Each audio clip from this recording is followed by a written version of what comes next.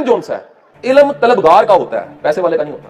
آپ غریب کے بچے ہیں، اگر آپ میں سچ ہے، طلب ہے، پیاس ہے، دنیا کی کوئی طاقت آپ کو علم سے محروم نہیں کر سکتی۔ میرے پاس اگر کوئی روتا ہوا آتا نہیں، میرے وسائل نہیں ہے، میں پڑھنا چاہتا ہوں، جھوٹ بولتے ہیں لوگ۔ آپ پڑھنا چاہتے ہیں تو سینکڑوں ایسی مثالیں اس ملک میں ملیں گی جو درختوں کے چھاؤں میں بیٹھ کے لال ٹینوں کو لے کے پڑھنے والے بھی کہاں پہنچے۔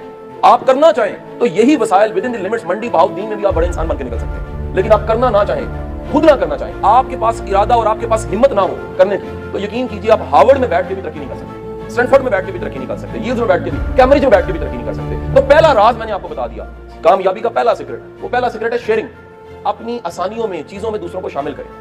ہمارے بابا جی تھے اشفاق صاحب کمال انسان تھے۔ اشفاق صاحب سے ہم نے بڑا کچھ سیکھا، لائیو بیٹھ کے سیکھا، سوال پوچھا کرتے تھے۔ ایک دن کہنے لگے کہ یار ایک دفعہ میں، اشفاق صاحب اور بانو آپا بتانے لگے کہ ایک دفعہ کہتے ہیں ہم اپنے بزرگ کے پاس چلے گئے، جن کو وہ اکثر زاویہ میں بابا جی کہا کرتے تھے، نور والے بابا جی، ان کے پاس چلے گئے۔ تو انہوں نے کہا اشفاق احمد اگر تم چاہتے ہو کہ تمہارا رزق بڑھ جائے تو ایک کام ضرور کرو۔ انہوں نے کہا جی بتائیے کیا کریں؟ انہوں نے کہا جی اپنے رزق کو دھو کے کھایا کرو، جو رزق ہوتا ہے اسے دھو کے کھایا کرو۔ کہتے نہیں میں سمجھا شاید دال کو جیسے دھوتے ہیں اور چاولوں کو پانی میں بھگوتے ہیں، آٹے کو جو سا وہ پیسنے کے بعد گوندھ لیتے ہیں تو اس کے نام دھونا ہے۔ انہوں نے کہا نہیں، رزق دھلتا تب ہے جب اپنے رزق میں سے آپ کسی کو خیرات کر دیتے ہیں۔ بانٹنے والے کا رزق پاک ہو جاتا ہے، جمع کرنے والے کا رزق پاک نہیں ہوتا۔ تو پہلا سیکرٹ میں نے آپ کو بیٹا بتا دیا، اگر ترقی کرنی ہے تو آپ منڈی بہاؤدین میں بیٹھ کے ایک نیت پکی کر دو کہ یا باری تعالیٰ اگر مجھے تو مقام، مرتبہ اور عہدہ دے گا تو میں اپنے کرم پہ، جو تو نے مجھ پہ کرم کیا ہوگا، اس کرم میں دوسروں کو شامل کروں گا۔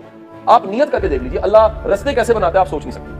اللہ جو وہ بہترین رستے بنانے والا ہے۔ آپ کی یہ نیت مضبوط ہونی چاہیے کہ یا باری تعالیٰ میں منڈی میں بیٹھا ہوں آج، میں کل کو پڑھ لکھ کے ڈاکٹر بنوں، انجینئر بنوں، وکیل بنوں، جج بنوں، کچھ بنوں، میں تیری مخلوق کی خیر کروں گا۔ آپ پھر دیکھیں آپ کی ترقی کی سپیڈ کتنی تیز ہو جاتی ہے، کیونکہ اس ملک کا پھر المیہ ہے، ہر بندہ اپنے لیے جی رہا ہے، میں میری ذات۔ آپ اپنی ذات کو ذرا ڈینائی کر کے دوسروں کے لیے سوچنا شروع کر دیجیے، دوسروں کے لیے وقت نکالنا شروع کر دیجیے، دوسروں کے لیے قربانی دینا شروع کر دیجیے، آپ کی زندگی میں انقلاب آ جائے گا۔ ہم کیونکہ خود کے لیے جیتے ہیں، اپنے لیے جینے والا کبھی ترقی نہیں کر سکتا، دوسروں کے لیے جینے والا ترقی کرتا ہے۔ سو پہلا سیکرٹ میں نے آپ کے ساتھ شیئر کر دیا، وہ کیا ہے؟ شیئرنگ میں برکت ہے۔ اپنے علم کو بانٹنے والے، آسانیوں کو بانٹنے والے، رزق کو، مال کو بانٹنے والے اور خیر کے کام کرنے والے زندگی میں زیادہ ترقی کرتے ہیں۔ دوسرا سیکرٹ آپ کو میں شیئر کرتا ہوں۔ میری آج 40 سال کے قریب زندگی میں نے ڈھونڈا ہے کہ matric, intermediate, engineering, services, civil services, کسی کے کسی محاذ میں نے زندگی میں کامیاب ہوتے ان لوگوں کو زیادہ دیکھا ہے جو پڑھائی میں اتنے لائق نہیں تھے لیکن ان کو خود پہ اعتماد زیادہ تھا۔ اس کو سیلف کانفیڈنس کہتے ہیں۔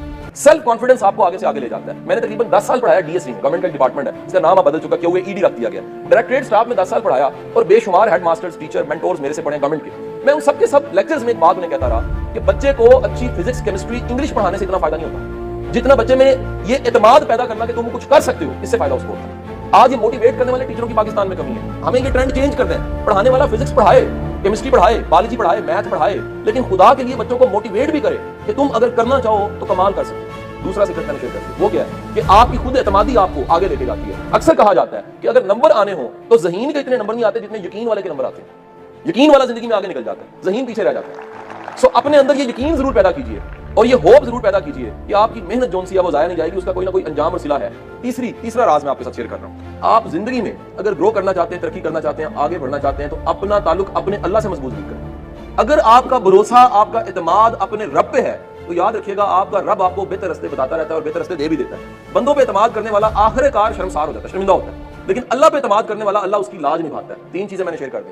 چوتھی بات آپ سے شیئر کرنے جا رہا ہوں۔ اگر آپ آج سے عادت اپنا لیتے ہیں کہ ایک کتاب آپ پکڑتے ہیں اور اس کو پڑھتے ہیں تو آپ کے پاس کہنے بتانے کو بڑی باتیں ہوں گی۔ میں نے اشفاق صاحب سے ایک دفعہ پوچھا، اشفاق صاحب یہ بتائیں لوگ غیبت کیوں کرتے ہیں؟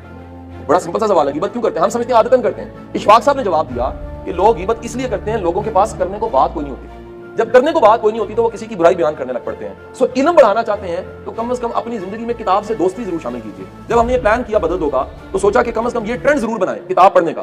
تو آج کے اس ایونٹ میں، صبح کے ایونٹ میں 1000 کتاب میری فاؤنڈیشن کی طرف سے آپ سب کو فری مل رہی ہے، 1000 بکس۔ اب یہ کیوں ہے؟ گزارش ہے یہ کیوں کیا جا رہا ہے؟ عموماً فاؤنڈیشنز تو جون سی ہیں وہ مانگ رہی ہوتی ہیں، ہم الٹا بانٹ رہے ہیں۔ کیوں بانٹ رہے ہیں؟ اس ملک میں کتاب بینی کا ٹرینڈ بڑھے۔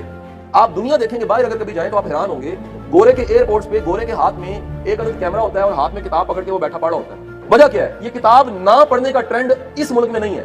آپ یہ ہمسایہ ملک دیکھ لیں، ادھر جو سارے کا سارا انڈیا ہے، ایک کتاب کا ایڈیشن لاکھ کا چھپتا ہے اور وہ گر جاتا ہے۔ پاکستان میں کتاب نہ چھپتی ہے نہ پڑھی جاتی ہے، یہ ٹرینڈز ہی نہیں ہے۔ تو کتاب بینی اگر آپ کی زندگی میں آ جائے، بکس اپنی زندگی میں شامل کریں تو کتابیں آپ کو پے بیک کریں گی۔ بولے کہ بڑی معروف کوٹیشنز ہے کہ وہ کہتا ہے جی ریڈرز آر لیڈرز، جو مطالعہ کرتے ہیں وہ لیڈر ضرور بنتے ہیں، وہ لیڈ کرتے ہیں۔ اور لیڈر صرف سیاستدان نہیں ہوتا، اپنی فیلڈ میں لیڈ کرنا بھی لیڈر ہی ہوتا ہے۔ آپ کسی شعبے میں ہو، کسی فیلڈ میں ہو، اس میں ٹاپ پہ آپ کو ہونا چاہیے۔ مجھے انتہائی شرمندگی ہوتی ہے ان طالب علموں سے جو نہ پاس ہوتے ہیں اور نہ فیل ہوتے ہیں۔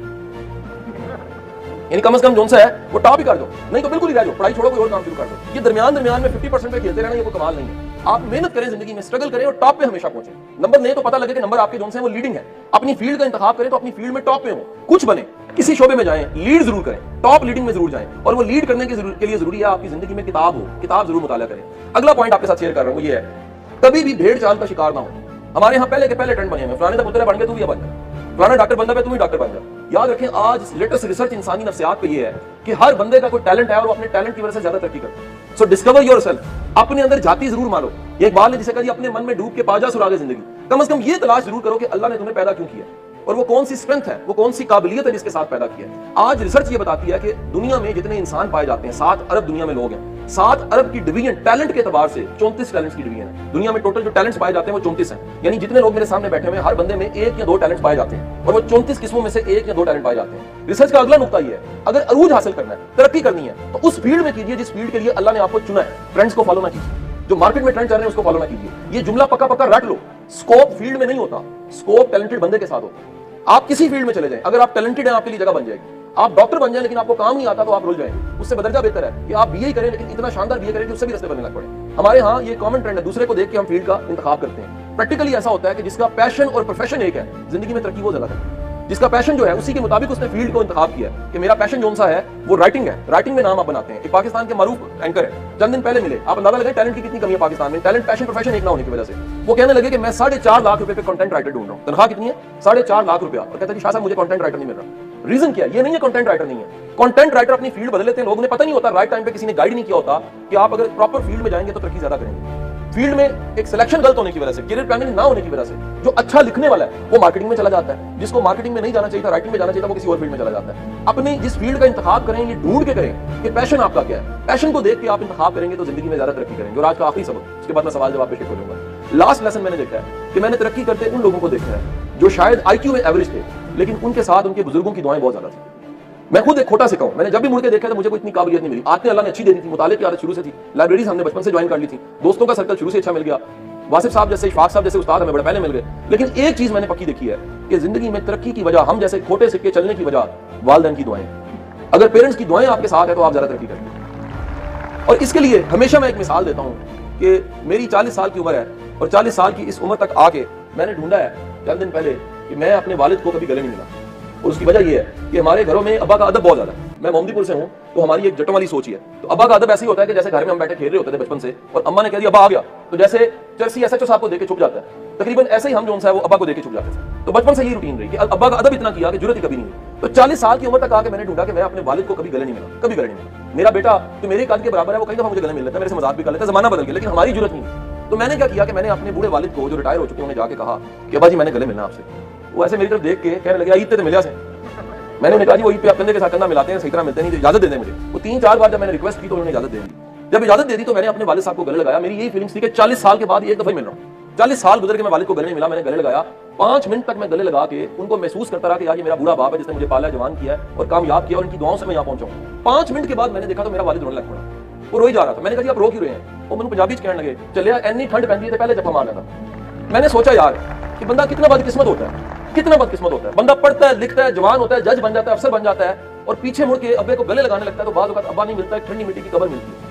फिर बंदा फूल डालता है, अगरबत्तियां लगाता है, मिट्टी चढ़ाता है और सोचता है कि ये शायद मोहब्बत है। हुजूर वाला आज घर जाएं, अपने वालिदैन के गले जरूर मिलें, उनका अदब जरूर करें, उनकी कम से कम इतना वादा करके जरूर जाओ, ऐसी खिदमत जरूर करो कि उनके कलेजे से दुआ निकले। और मेरा मानना यह है कि वालिदैन की दुआ में अल्लाह ने इतनी ताकत रखी है कि वो खोटे सिक्कों को भी खड़ा कर देती है। बहुत बहुत शुक्रिया।